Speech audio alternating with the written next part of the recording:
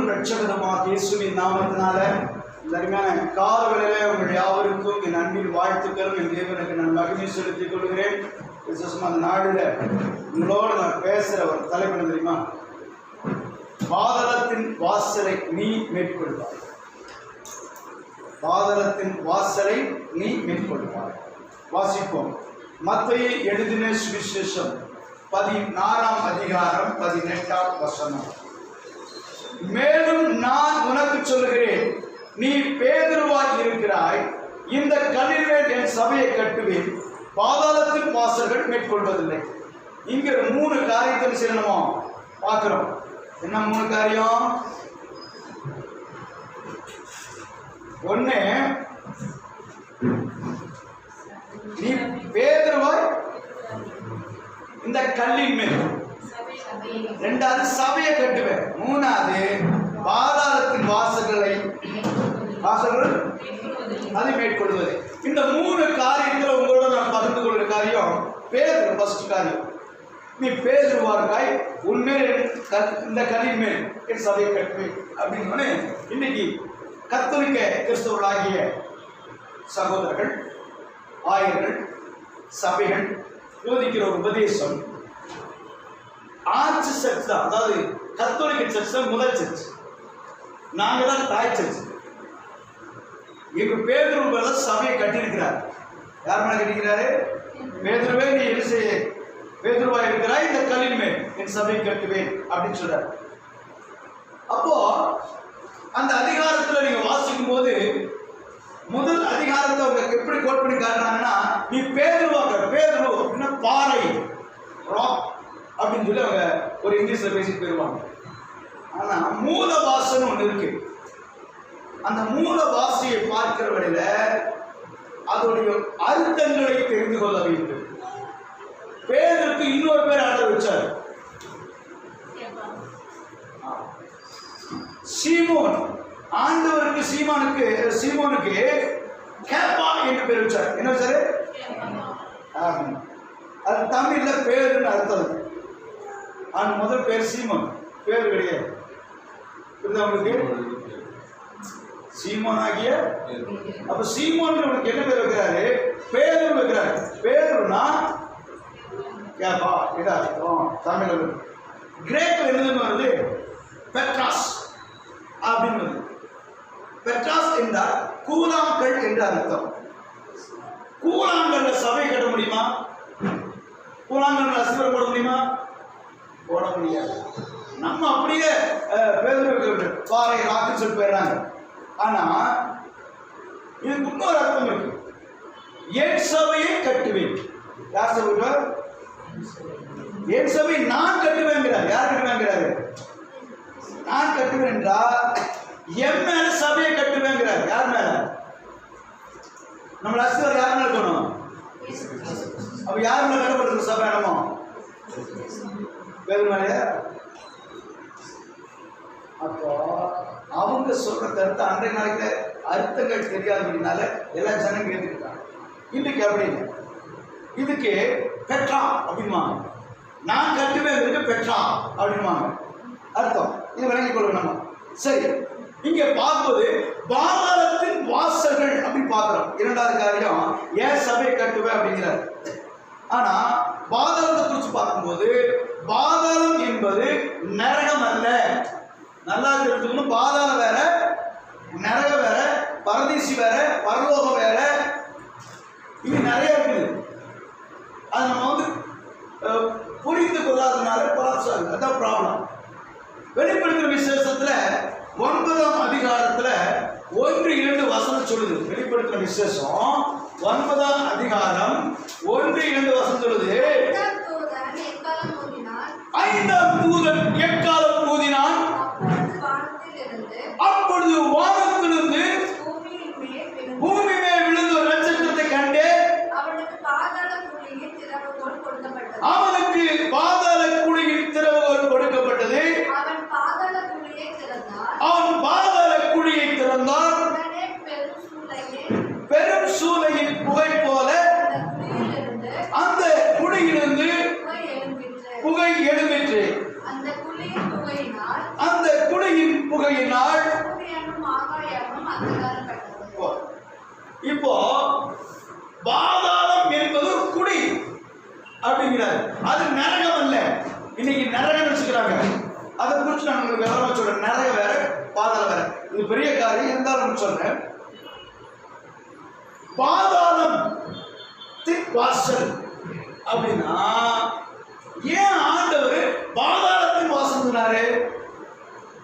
அப்போ பாதாளத்துக்குள்ள எவனை ஏறி வந்து என்ன பண்ண போறான், இல்ல பாதாளத்துக்கு எதை வரப்போகுது அப்படின்னா, இந்த 9ஆம் அதிகாரத்தை வெளிப்படுத்தும் விசேஷத்தை நீங்க முழுவதும் வாசித்து பார்த்தீங்கன்னா வெட்டுக்கிளி புறப்பட்டு வரும். அந்த வெட்டுக்கிளி எப்படி இருந்து யுத்தம் பண்ணுறதா இருந்துச்சுன்னு பாருங்க. அதுக்கு கொடுக்கு தேடுவாது இருந்துச்சு, சிங்க முகமா இருந்துச்சு.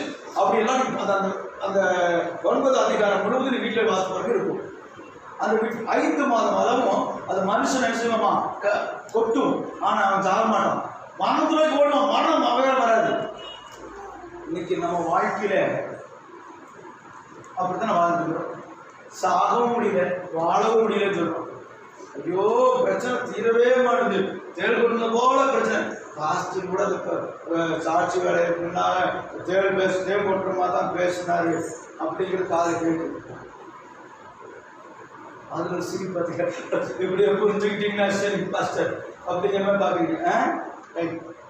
அப்போ பாதாளம் யாருக்காக, பாதாளத்தை என்ன இருக்கு, ஏன் பாதாளத்தின் வாசல் இருந்து நம்மளை மேற்கொள்ளாதுங்கிறாரு, சபையை மேற்கொள்ளாதுங்கிறார். இந்த சபை குறித்து தீர்க்க சொல்லுவாங்க ஒரு ஆலோசனை. சபையை பாதாளத்து வாசல் மேற்கொள்ளணும்னா சபைக்கு வல்லமைகள் எழும்பும், மனுஷர்கள் எழும்புவாங்க, சபை உடைக்க பார்ப்பாங்க, பல பிரச்சனை வரணும். ஆண்டு ரசிப்பாரு ஏன் சபையை நான் கட்டி விட்டார், வாக்கு கொடுத்துருக்கிறார். அப்ப இன்னைக்கு நம்ம தான் பிரசன்ட் பண்றோம். அப்ப இன்னைக்கு ஆண்டு பேசுறேன், ஏன் சபையை நான் கட்டுவேன், பாதாளத்து வாசல் மேற்கொள்ளாது அப்படிங்கிறாரு. அப்படி பாதாளத்து வாசல் எங்க இருக்குது வாசிக்குமா? ஏசாயா புஸ்தகத்துல 14ஆம் அதிகாரம் 14-15 வசனம். ஏசாயா புஸ்தகம் 14ஆம் அதிகாரம் 14-15 வசனம். நான் மேகங்களுக்கு மேலாக, நல்லா கவனிங்க, நான் மேகங்களுக்கு மேலாக உன்னதங்களில் ஏறுவேன், உன்னதமானவருக்கு ஒப்பாவேன் என்று நீ உன் இருதயத்தில் சொன்னாயே. ஆனாலும் நீ அகாதமான பாதாளத்திலே தள்ளுண்டு போனாய். யார் அவன்? பாதாளம் யாரு? அப்போ சபைக்கு யாருனால பிரச்சனை? லூசிஃபர்னால. அது கீழே அப்படியே படிச்சுட்டு போனீங்கன்னா 16-17 படிச்சீங்கன்னா அவன் என்ன பண்ணுவான்னா சிறைப்படுத்துவதை வாசிக்க முடியும். தன் வீடுகளுக்கு போகாம சிறைப்படுத்தினான் அப்படின்னு சொல்லி. அன்றைக்கு இருந்த இறைவன் படைப்பு முன்பாக இருந்த பையன் ஆதாம் ஒரு ஆவி, அது பேர் அந்த ஆவிதான் பேய் பிசாசுன்னு சொல்லி அது அந்த கேமரா எடுப்போம், ஆவியில பக்கத்தில் இருந்திருப்போம், ஏஞ்சல்ஸ் பேசுவோம், ஆவியில கொடுத்து நம்ம பேசுறோம். எத்தனை விதமான ஏஞ்சல்ஸ் இருக்காங்க, எத்தனை விதமான ஆவிகள் இருக்கான்னு சொல்லி இந்த மருத்துவ முகாமில் நம்ம பேசுவோம். அந்த ஆவியோட வேலை என்ன, இந்த ஏஞ்சல்ஸோட என்ன வேலை, ஏஞ்சல்ஸ் கொடுக்கப்பட்ட நோக்கம் என்ன, படைக்கப்பட்ட நோக்கம் என்ன, அவருடைய வேலை என்ன, இந்த அசுத்த ஆவி யாரு, தள்ளப்பட்ட தூதர்கள் ஆவி யாரு, பேய் என்ன, பிசாசு என்ன, மாந்திரிகம் என்ன, செய்வினை என்ன, இப்படியான காரியங்கள் தான் நம்ம செய்ய போறோம். முகாமில் பேச போறோம். மர்மம் அடுத்த நிலைக்கு கொண்டு வரக்குங்கள பயப்படுகிறவர்கள், திகில் பிடித்தவர்கள் என்ன செய்ய வேண்டாம், கேம்புக்கு வர வேண்டாம். அதெல்லாம் சொல்ல மாட்டோம். கூட ஒரு ஆளை வந்து பத்திரம் உட்காரத்துக்கு சொல்ல போறேன். ஆளப்பா அப்படியே ஓடி போயிடலாம் பாக்க சொல்லிருக்கேன். ரைட். பார்த்தீங்கன்னா இப்போ பாதாளம் அப்படிங்கிறது யார் இருக்கிறா? லூசிபர். அந்த 17ஆம் வசனத்தை வாசிக்கல. உலகத்தை வனாந்தரமாக்கி அதில் நரகங்களை அழித்து உலகத்தை அழித்து நகரங்களை அழித்து சிறைப்பட்டவர்கள் தங்கள் வீடுகளுக்கு போக விடாமல் இருந்தவன் என்பார்கள். அப்ப முதல்ல ஆடு வீடு வச்சிருந்தாரு உலகம் படைக்கல. பாதாளத்தில் தள்ளும்போது எங்க வீடு இருந்துச்சு. அப்ப ஆல்ரெடியே வீடுலாம் இருந்துன்னா சில வேத பண்டிதர்கள் சொன்னாங்க, முன்பாகவே சில தூதர்கள் இந்த பூமியிலே இருந்ததாக சொல்கிறார்கள். மனிதர்களாக, மனிதர்கள் பல தூதர்கள் அவங்க பூமியில போக மேல போயிட்டு வருவாங்க அப்படிங்கிற மாதிரி ஒரு தகவல் சொல்றாங்க. அதை குறித்து நான் உண்மையா பொய்யான்னு விவாதிக்க வரல, அது நம்முடைய காரியம் இல்லை. அவங்க பிசாசு கீழே தள்ளப்பட்ட உடனே பாதத்தில் பூமி தள்ளப்படும் போது பூமி கொடுத்து பாதத்தில் போகணும், மொத்தத்தை கவர் பண்ணிட்டான். என்ன பண்ணிட்டான்? என் பேச்ச கேளுங்களா, நான் உங்ககிட்ட பார்த்துக்கிறேன். ஏன்னா புருஷனுக்கு பெரிய ஒரு வளமுறை தான். அவன் நேரம் கிட்ட அவங்கள போனவங்க தள்ளப்பட்ட ஆவிகளை, அதாவது வானத்து நட்சத்திரம் விழுவதை காண முடிச்சுவோம். இப்போ இந்த ஆவிகளாம் பார்த்தீங்கன்னா ஆதிமையை காத்துக்கொள்ளாத தூதர்கள் அந்த காலத்தை கட்டி வச்சிருக்கிறாரு அப்படின்னு சொல்லி ஒரு பேர் யூதா வருஷத்துல நிறைய தூதரை குறிச்சு வரும். அப்போ ஆவிகளை குறிச்சு வரும், கட்டுக்கணக்காத கீழ் கிடையாத ஆவிகள். இப்படி இந்த ஆவிகளை அந்த பாதாளத்தில் அதோட வேலை என்ன அப்படின்னா சபையை டேமேஜ் பண்றது, சபையை உடைக்கிறதா வேலை. அப்ப சபையை கெடுக்கிறது. இதுக்கு உதாரணமா வேதத்துக்கு ஆதாரம் இருக்கா அப்படின்னா லூக்கா எழுதின சுவிசேஷத்துல 8ஆம் அதிகாரம் 30-31 சொல்றது, இயேசு அவனை நோக்கி உன் பேர் என்னவென்று கேட்டார். அதற்கு அவன் லேகியன் என்றான். அநேக பிசாசுகள் அவனுக்குள் புகுந்திருந்தபடியால் அந்த பேரை சொன்னான். இயேசு பாருங்க, அதுக்கப்புறம் தங்களை பாதாளத்திலே போக கட்டளையிடாதபடி அவைகள் அவரை, அவர் பிசாசு எங்க இருக்குது? பாதாளத்துக்கு ஒரு மனுஷனுக்கு பிடிச்சி லேகியம் புகுந்துருச்சு. அந்த லேகியம் தன்னைத்தானே காயப்படுத்தி கொண்டான், கல்லறையில் வசித்தான், கட்டி கிடங்காத கட்டி போட்டுருந்தாங்க. அவன் அடங்கவே மாட்டான், வீட்டில் இருக்க மாட்டான். இன்னைக்கு அநேக வாலிய பசங்க வீட்டில் இருக்கிறதே இல்லை, ஊரை சுத்திட்டே இருக்கிறான். அதோட தாக்கி சில பேர் பார்த்தீங்கன்னா எங்க உட்காந்துருப்பாருமா, சுடுகாடு உட்காந்துருக்காரு. நீ சுடுகாடு வெளியே போகிற ஒரு 10 பேர் வந்துருப்பான், ஒரு 10 பேர் சுடுகாடு கடற்கரை உட்காந்து பார்த்துருப்பான். அவனை தாவில் தாக்கப்பட்டார். சிலர் தேவன் அறிவறுக்கிற ஸ்தலங்களில் வீட்டிருப்பார்கள். கிளப்பு, சினிமா தியேட்டர், மால் கூட வருஷத்துமா நடந்திருக்கு, அசுத்தமாக நடந்திருக்கு, பார், இந்த மாதிரி இடங்கள் சொல்றாங்க. அந்த மாதிரி இடங்கள்ல என்ன சொல்ற ஆவிகள்லாம் அங்கு பேசிக்கிறத்தின் ஆவிகள், பெச்சாரத்தின் ஆவிகள், அது தன் நிச்சயம் நிறைவேற்ற காத்திருக்கு. இப்படி பாதாளத்தின் ஆவிதான் அவனுக்கு கொஞ்சம் தன்னைத்தானே அழிச்சுவான். டேக் போட்டுக்கிறோம், தன்னைத்தானே கெடுத்துக்கிறது, முடியை சரைச்சுக்கிறது, தேவனுடைய படகு விரோதமாக செஞ்சுக்கிறது, பேண்டை கிழிச்சுக்கிறது. அன்னைக்கு ஒரு ஜோக் பார்த்தேன், உரமா லேட்டஸ்டாக இங்கெல்லாம் கிழிச்சுட்டு பயங்கரமாக கிழிச்சுட்டு பேசினா போகுது பிச்சைக்காரன் அவன் கிழிச்சுட்டு பத்துறான், வேற என் ஏரியாவுக்கு வந்துடாது அப்படிங்கிறான். அந்த மாதிரி லேட்டஸ்டாக வருது. அவன் நினைச்சிருந்தவன் பிச்சைக்காரி போகுது, என் ஏரியாவுக்கு வந்துடாதேங்கிறான். இன்னைக்கு நம்ம ட்ரெஸ் அப்படித்தான். ஆகையால வஸ்திரங்கள் அவன் தெரியாதவனாக இருந்தான். யாரு? லேகியன். இன்னைக்கு சில பேர் சட்டை கிட்ட தெரியுது, ட்ரெஸ் நம்ம நிர்வாணத்தை காமிக்கிறது, தங்கள் அங்கங்களை காமிக்கிறது. ஆண்கள் பெண்கள் தன்னுடைய கையை ஸ்லீவ்ஸ் போட்டுக்கிறது, சில இச்சையை உண்டாக்குற ஆவிகள்.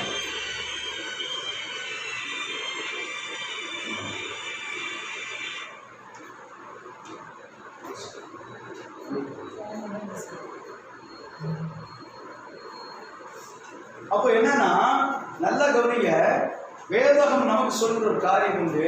என்னன்னா அவைகள் தங்களை பாதாளத்துக்கு போகாதபடி என்ன செஞ்சாமா வேண்டிக் கொண்டுச்சு. அப்படின்னு என்ன அர்த்தம்? ஆண்டவர் பாதாளத்துல அனுப்பிடுவாரு. அப்ப அதை கூடாது, அந்த ஆவியில சபையை செஞ்சுமாமா கெடுத்துருமாமா. சபை என்ன பண்ணும்?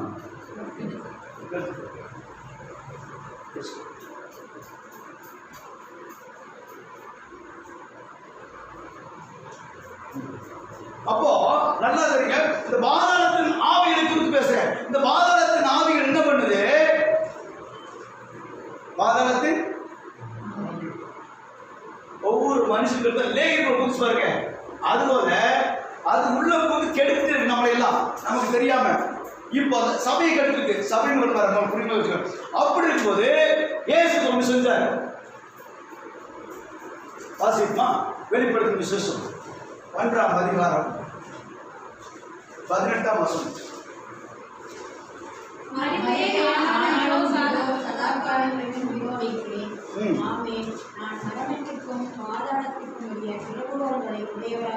பாத்தீங்களா? இயேசு மரித்தேன் ஆனாலும் சதா காலமும் உயிரோடு இருக்கிறேன், மரணத்துக்கும் பாதாளத்துக்கும் திறவுகள் உடையவரா இருக்கேன் அப்படின்னா முதல் திறவுகள் வந்து இல்லை. இயேசு மறிக்கும்பாங்க. கார் இருக்குதுன்னா இதுக்கு முன்னாடி கார் இல்லை, இதுக்கு முன்னாடி செல்லு இருக்கு, செல்லு இருக்குன்னா இதுக்கு முன்னாடி செல்லு புதுசாக வாங்கியிருக்கிறோம். இப்போ நான் அந்த வீட்டில் இல்லை தெரியுமா அப்படின்னு என்ன அர்த்தம்? புது வீட்டுக்கு. அப்போ ஆண்டு சொல்றேன், மறித்தேன் ஆனாலும் சதா நாட்களும் மரணத்துக்கும் பாதாளத்துக்கும் திறவுகள் உடையவரா இருக்கு. மரணத்துக்கும் அப்ப திறவுகள் யாரும் இருக்கு? நம்ம இருக்குதா? பாதாளத்துக்கு திறவுகள் உடையவராக இருக்கிறேன். அப்போ மரணத்துக்கு பாதாளத்துக்கு திறவுகள் உடையவராக இருக்குன்னு சொன்னா அவருக்கு பாதாளத்துக்கு திறவுகள் இல்லாம இருந்துச்சு சொல்லி பார்க்கிறோம். ஏன் அப்படின்னா வேதம் சொல்லுது, பிசாசு தான் பிள்ளைகளை போட்டு அடிச்சுக்கிறான், அடிச்சு கொடுத்து. அந்த திறவுகள் பழைய ஏற்பாடுகள் பாதாளத்தின் திறவுகளும் மரணத்தின் திறவுகளும் முதல் யார் இருந்துச்சுன்னா லூசிஃபர் இருந்துச்சு. மரணத்துக்கு அதிகாரி பிசாசானவன் யாரு? மரணத்துக்கு அதிகாரி பிசாசு.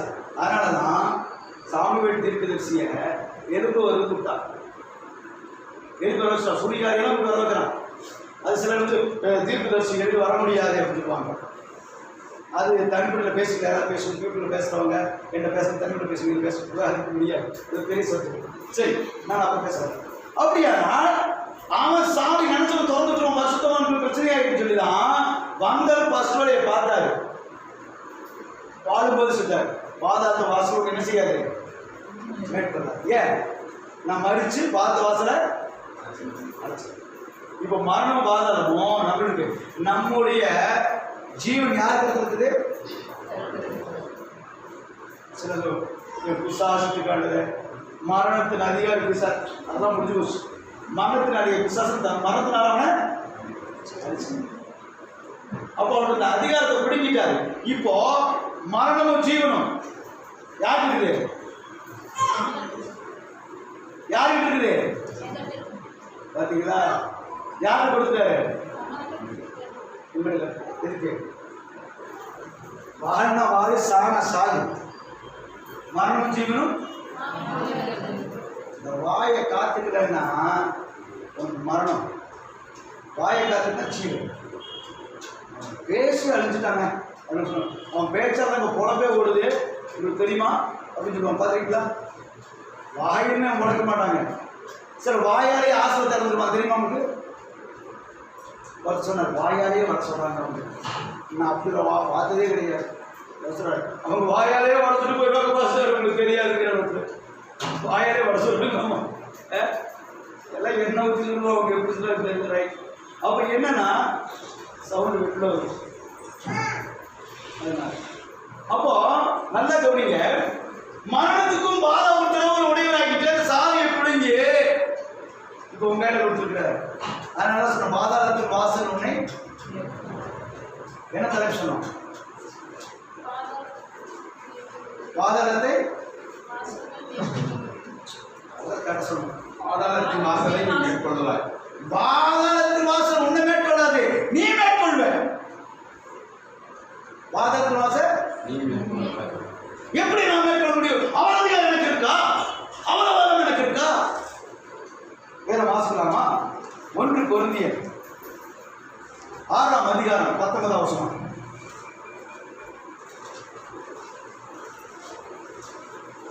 உங்கள் சரீரமானது நீங்கள் தேவனால பெற்றும் உங்களின் தங்கியும் இருக்கிற பரிசுத்த ஆவியினுடைய ஆலயமா இருக்கிறது என்றும் நீங்கள் உங்களுடையவர்கள் அல்ல என்றும். அப்புறம் 20 ஆகையால் தேவனுக்கு உடையவராகிய உங்கள் சரீரத்தினாலும் உங்கள் ஆவியினாலும் தேவனை மகிமைப்படுத்துங்கள். பாத்தீங்களா? நீங்க எதனால மீட்கப்படலாமா? வேதம் சொல்லுது, உங்கள் சரீரமானது உனக்கு சொந்தமானது அல்ல. உன் இஷ்டத்துக்கு டேக் குத்துறது, உன் இஷ்டத்துக்கு முடி வெட்டிக்கிறது, உன் இஷ்டத்துக்கு ட்ரெஸ் பண்றது, உன் இஷ்டத்துக்கு பண்ணிக்கிறது, ஜோடனம் பண்றது, அதை போட்டு கெடுத்து மூடியும் போட்டு அந்த கிரீம் இந்த கிரீம் அது இது போட்டு பேய் மாதிரி திரிகிறது. சரீரம் யாரு? எவன் வீட்டில் எவன் தங்கிட்டு இடிக்கிறது. சர்ச்சனை கொடுத்துருக்காங்க, ஒரு குச்சி எடுத்து கம்பி எடுத்து கொடுத்துட்டு ஓனர் வந்து வெரி குட் நீங்க இப்படி செய்வீங்க எதை பற்றி சொல்லுவாரா? உன் வண்டி ஒருத்தர் கொடுக்குற அவன் சும்மா ராடுக்கு கொப்பு குப்புன்னு அடிக்கிறான். சொல்லும் போதோ ஒருத்தர் ட்ரிப்பு இருக்குது, கவனுக்கு கொடுக்குறதுல பாஸ்டா இருக்கிறான் அடிக்கிறான். நீ பார்த்துட்டு சூப்பர் இது நான் எதிர்பார்த்த சொல்லுவியா? என்ன சொல்லுற? நீ கொடுத்த போற உடைச்சிட்டான், நீ கொடுத்த மோதத்தை முடிக்கிடுச்சு, அவன் இருக்கான் நகையை பிடிக்கிட்டான், என்ன பண்ணுவீங்க? கர்த்தாவே இப்படி செய்ததுக்காக நம்ம சோத்தரிக்கிறேன், சபையை சாட்சி சொல்லுங்க சொல்லுவீங்களா? நீங்க என்ன செய்வீங்க? குடிக்கிற வீட்டை உடச்சு விட்டுருவாங்களா? சரி யாரு இது? மூணு காசு போடுற, மூணு கான்ட்ராக்ட் போடுற, மூணு தண்ணி அடிக்கிற, மூணு தவறுக்கு பழக்கி ஒப்பு கொடுக்குற, அசத்துக்கு ஒப்பு கொடுக்குற, மூணு சரி தண்ணிக்கு எடுக்கிற. சரிகிற யாரு புரியுது? வேற என்ன சொல்லுங்க? உங்கள் சரீரமானது நீங்கள் தேவனால் பெற்றும் உங்கள் தங்கியிருக்கிற பரிசுத்த ஆவியானுடைய ஆலயமா இருக்குது. யார் தங்கியிருக்கிறதாமா? பரிசுத்தாவை வச்சுக்கிட்டே போய் பேசுறது, பரிசுத்தம் வச்சுக்கிட்டே இல்லாம சொல்றது, பரிசுத்தாவை வச்சுக்கிட்டே வேற ஒரு காரியம் செய்யறது, தேவனுடைய பிரியமில்லாத காரியம். கேட்டா நம்ம தான் தேவனுடைய ஆலயம் சொல்றோம். இங்க வேதம் சொல்லுது, நீங்கள் தேவனுடைய ஆலயமா இருக்கிறீங்க, நீங்கள் உங்களுடையவர்கள் அல்ல என்று. நீங்க உங்களுடைய நான் சரீரம் உனக்கு சொந்தமானதல்ல, அதுக்கு கிரை செலுத்தப்படுது. யாரு? கிரைத்து கொல்லப்பட்டீர்கள், தேவனுக்கு உடையவராக உங்கள் சரீரத்தையும் உங்கள் ஆவிலும் தேவனை மையப்படுத்துங்கள் அப்படிங்கிறார். இந்த சரீரத்துக்கு என்ன கிரை செலுத்தினார்? இந்த சரீரம் வாசிப்பா அப்போஸ்தலருடைய நடவடிக்கைகள் 20ஆம் அதிகாரம் 28ஆம் வசனம். அப்போஸ்தலருடைய நடவடிக்கைகள் 20:28. ஆகையால் உங்களை குறித்தும் தேவன் தம்முடைய நல்லா கவனிங்க, தேவன் தம்முடைய சொந்த ரத்தத்தை மற்றவர்களை சுய ரத்தத்தினாலே சம்பாதித்து கொண்ட தமது சபையை நல்லா கவனிங்க மேய்ப்பதற்கு பரிசுத்த ஆவி உங்களை கண்காணிய வைத்த யாருக்கு சொல்றாங்க? கட்டல சொல்றாரு, மந்தைய கவனமா பார்த்துக்கோ, ஓனாய் வந்துடும் அப்படின்ட்டு. ஏன்னா இந்த சபை இயேசு கிறிஸ்துவின் ரத்தத்தினால மீட்கப்பட்டு கிரை சொல்லப்பட்டது. உங்களை திட்ட காக்க முடியுதாப்போ? உங்களை பேசுறதுக்கு நான் உங்களை சாருக்கு உங்களை பற்றி சங்கடப்பட்டு பேசுறதுக்கு என்ன காரணம் தெரியுதா? நீங்கள் பாரதத்தின் ஆவியினாலே மேற்கொள்ளாமல் தப்பித்துக் கொள்வதற்கு, போக்கை உண்டு வருவதற்கு, நீங்கள் அவைகளை ஜெயிப்பதற்கு நான் கற்றுக் கொடுத்துருக்கேன். அப்படின்னா அந்த ஆவிதான் உங்க என்ன செய்ய சொல்லுங்க, சும்மா நீ சர்ச் பண்ணுறது காரணம் சொல்லு அப்படின்னு சொல்லுங்க. அந்த வேலை செய்ய சொல்றதுக்கு காரணம் கட்டுங்க. நீ அம்முன்னு நீ பார்க்கலாம், அவங்க பார்த்துக்கோ, மிக பயிர் அப்படித்தானே யாருக்கு செய்யுங்க. தனி சப்த தேவர்களாக அவ்வளோதான், அதே தான் விசுவாச சப்த செய்கிறது. அப்போ தேவனுடைய பிரமாணங்களையும் கட்டளைகளையும் நீதிகளையும் நிறைவேற்ற மாட்டோம். சபையில் ஒரு காரியம் தேவையில்லை, நம்ம ஊழியர்கள் செஞ்சோமா, சுவிசேஷம் அறிவிக்கமா, சுவிசேஷம் உனக்கு அறிவிக்கல உனக்கு ஐயோ சொல்லுமா, சொன்னா விலகி போயிருமா?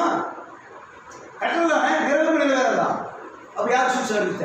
அப்படி நாசமா போனா பரவாயில்ல, சுவிசேஷம் அறிவிக்க மாட்டேன். சபையில என்ன முடியும் தெரியாது, என்ன முடியும் தெரியாது. அப்போ அக்கறை சபை குறித்து, ஆனா மைப்பனுக்கு அக்கறை உண்டு உன்னை குறித்து. இங்க வேதம் சொல்லுது, ஆகியோர் உங்களை குறித்து தேவன் தம்முடைய சுய ரத்தத்தினால் சம்பாதித்த சபையை மேற்பதற்கு பரிசுத்த ஆவி உங்களை கண்காணியாக வைத்த. கண்காணி யாரு வச்சுக்கிறாங்க? கண்காணி யாரு? மந்தை முழுக்குத்து எங்க கணக்கேப்பார். என்னமா அந்த அன்று வருது என்னடா ஆறாவது அந்த அம்மா கண்டுபிடிச்சியா? அந்த அம்மா நல்லா ஜாமுதா? அந்த அம்மாக்கு என்ன பிரச்சனை தெரியுமா? அந்த அம்மா நல்லா காணிக்கணும் பாஸ்டர், நமக்கு தெரிஞ்சு காணித்தாங்க ஆசைப்பட்ட பக்கம் பக்கெட் பிரியாணி கேட்கும் சொல்ல அவ்வளோதான் அப்படின்னு விட்டு வராது உயிர் எடுத்து வரேன் தெரியுமா உங்களுக்கு. மேற்கு நிறைய உணிக்கிறேன் அவன் சாப்பிட்டு வெளிநாடு சாப்பிட்டு ஹோட்டலில் சாப்பிட்டு சாலையை மந்தைக்கு சாப்பிட்டு நான் எதிர்க்க விடுவோம் மந்தைக்கல மேற்கொண்டு எச்சரிக்கையா சொல்றேன். உன் மந்தைக்கு சொல்ற அக்கறை இல்லைன்னா சாபம் உன் தலைமை இருக்கும், உன் வலதுகள் கூழடையும். வேறு சொல்லு நான் சரியா பண்ண கண்ணு கூட இருக்கான் மந்தையை கைவிடனுடைய ஒரு ஆடு ஒரு விசுவாசம். நேற்று நிறுத்த வந்தவங்க சொன்னது பார்த்து பயந்து பல சபைக்கு போயிருக்காங்க. பல சபையில் ஊழியக்காரர்கள் சொல்லும்போது பயமா இருக்குது. பாவம், அவங்களுடைய எதிர்பார்ப்பு, அவங்களுடைய ஏக்கம், அவங்களுடைய தாகம், அவங்களுடைய முயற்சி எல்லாம் எடுக்கிற முயற்சி கனப்படுத்துறாங்க. அப்படியேப்பட்ட மக்கள் நம்ம சபையில் இல்லைன்னு அப்படி சார்ந்த சொல்ல சவாலாக சொல்ல தப்பு இல்லை. நம்ம ஆட்கள் அதை விட நல்லா இல்லை சொல்லணும். சபைக்காக எதை செய்யக்கூடிய பிள்ளைகள் சொல்லப்போனா அதிகமாக சபையில் பாரம்பரிய பிள்ளைகள். ஆனால் நிர்மிசா எப்படி நிர்மிசார்னு ஒன்றுமே கிடையாது. சபையை விட்டு கொடுக்க மாட்டாங்க. எனக்கு தெரியும் பாஸ்டர் பாஸ்டர் அம்மா விட்டு கொடுக்க மாட்டாங்க. சபையில் ஒரு காலம் எல்லாம் விட்டுருக்கிறாங்க. எதை பிடிச்சிக்கோ ஏசு பிடிச்சிக்கோ அவர் கட்டளை பிடிச்சிக்கோ. பாஸ்டர் பிடிச்சி தொங்கிருக்காங்க. பாஸ்டர் நல்லவங்க, பாஸ்டர் நல்லவங்க, கர்த்தர் நல்லவர். யாரை சார்ந்திருக்க வேண்டும்? என்னுடைய மந்தைகளை கவனிப்புதான். அது எங்க போகுது? ஒரு உடம்பு சரியில்லையா விசாரிக்கணும். ஏன் உடம்பு சரியில்லை? எதுக்கு உடம்பு சரியில்லை? அவன் வேலைக்கு போறானா, சாப்பிடுறானா, தூங்குறானா, எழுந்திருக்கிறானா, ஒவ்வொன்றையும் கொடுத்துருப்பான். எங்க இருக்கிற, என்ன பண்ற? நீங்க நினைச்சுங்களா? ஒவ்வொருத்தரும் விசாரிச்சே இருக்கு. 2 நாள் ஒருத்தர் போன் பண்ணா ஜெபம் ஆரம்பிச்சிருக்கேன். போன் பண்ண என்ன ப்ராப்ளம் அந்த ஒரு என்ன விஷயம் சொல்லுவேன். இந்த காணிக்கு வாங்கி திங்கிறதே எங்கள் வேலை கிடையாது. மேற்கொள்ள வேலை ஊழிக்கிற வேலை கிடையாது. இந்த நசம்பாத்தை திரும்ப ஏமாறது எங்கள் வேலை கிடையாது. உங்களுக்காக பாரப்படுறது, உங்களுக்காக கம்மி பிடிக்கிறது, உங்களுக்காக நலம் செய்யறது, உங்களுக்கு எச்சரிக்கிறது, ஆபத்து தருமுறை எச்சரிக்கை சத்தம் கொடுக்கறது தான் காரணம். இதுதான் பரிசுத்தம். ஏன்னா நீங்கள் தேவனுடைய நாங்கள் கண்காணிகள், அந்த ஆலயத்தை பாதுகாக்கிறோம். அப்ப சபை யாரு வாசிக்கலாமா? 1 அதிகாரத்தில் 16-17 நீங்கள் தேவனுடைய ஆலயமா இருக்கும் என்றும் தேவனுடைய ஆலயம் வாசமா இருக்க அறியாதீர்களா? ஒருவன் தேவனுடைய ஆலயத்தை கெடுத்தால் அவனை தேவன் கெடுப்பார். தேவனுடைய ஆலயம் பரிசுத்தமாக நீங்களே. ஒருத்தர் சரீரத்தை கெடுத்தானா, கெட்ட பழக்க வழக்கத்தினால கீழ்ப்படியாம ஆவியை கெடுத்து போட்ட, ஆன்மாவை கெடுத்து போட்டா தேவன் என்ன செய்வாரு? எப்படி கெடுப்பாரு? நாவின் பிரசுத்திரம். அப்ப நீ என்ன பேசுவ? ஜீவன் பேசுவியா, மரணத்தை பேசுவியா? வாயில ஜீவன் வராது, ஜீவன் வார்த்தை வராது, மரண வார்த்தை வரும். நான் எங்க விளங்க போறேன்? எனக்கு அது கிடைக்காது, நான் இப்படித்தான் இருப்பேன். அவிசுவாசமான அறிக்கை செய்யும் போது அது உனக்கு படிக்க ஆரம்பிக்கும். பாதாள சாவி எங்க இருக்குது? நாவு தான். அப்போ என்ன சொல்லி பேச்சு ரகசிய சொல்ற நீங்க மற்றவங்க குறித்து தெரிஞ்சுக்கலாம். அது உங்களுக்கு தேவையில்லாத விஷயம். மற்ற பற்றி தெரிஞ்சு கொண்டு வருவாங்க. அவங்க எப்படி இவங்க எப்படி கேட்காங்க? அவங்களுக்கு தெரிஞ்சவங்க போறீங்க, அவங்களுக்கு மணிகண்ட ஜெபிக்க போறீங்க. அப்படி ஜெபிச்சிருக்கீங்களா? ஜெபிக்க காரணம் கேட்டு புரியுதா? அவங்களோட பர்சனல் லைஃப் கிடையாது. அது உங்களுக்கு வேண்டாம், பிடிக்கல, ஒதுங்குங்க, வெறுக்கிறாங்க, அவங்க அவமானப்படி தள்ளிடுறாங்க. புரியுதா உங்களுக்கு? தேவன் சொல்லுங்க, எனக்கு யார் என்ன நினைக்கப்படணும் அவங்க நினைங்க, யார் நினைக்கப்படாம பிரிச்சுங்க. நான் உங்களுக்கு கனி கொடுக்க விரும்புகிறேன், என்னை சுத்தப்படுத்துங்க. கனி கொடுப்பது பிதாவாரம் சுத்தப்படுத்துகிற நீங்கள் சொல்லுங்க. அப்படி கேளுங்க. ஏன் நீங்கள் தேவனுடைய ஆலயம், உங்களுக்கு யார் இருக்கிறா? பரிசுத்த. அவர் எப்படி இருக்கிறாரா? பரிசுத்தராக. நீங்க எப்படி இருக்கணும்?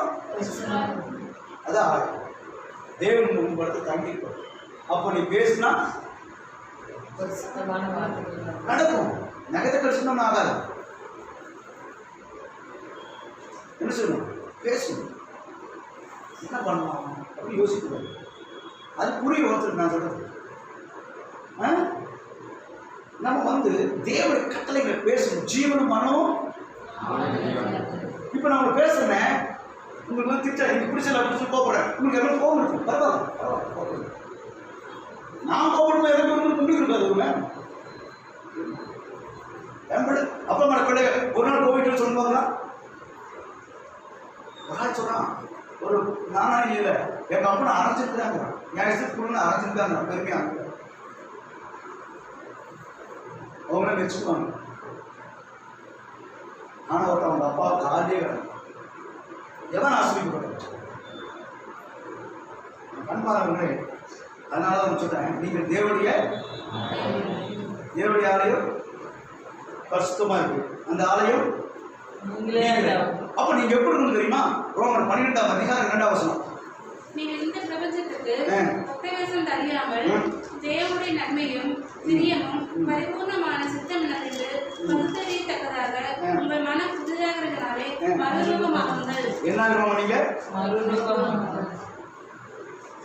பாத்தீங்களா? அப்ப இந்த பிரபஞ்சத்துக்கு ஒத்தவேசம் சுத்தம் அப்ப நல்லா இருக்கீங்களா? எங்கே போட்டோம் காசுலேயே ஏதோ விஷயம் இருக்கும், பார்த்து பேசு அப்படின்னு உள்ள போய் அதுக்காக ஆம்பளை சொல்லுவார், இந்த மாதிரி சொல்லுவார். நேரத்துக்கே ஒரு ஃபோன் பண்ணிட்டு சரி பேசுனது சரி கவனமாக ஆச்சு. வாங்க பாஸ்டர், இப்போ தான் உங்களை நினச்சிருந்தேன். என்னென்ன இத்தனை நேரம் போய் பேசிட்டீங்க வந்து நினச்சிக்கிறீங்க. நான் என்ன சொல்கிறேன்? பொதுவாக நான் இருக்கிறேன்.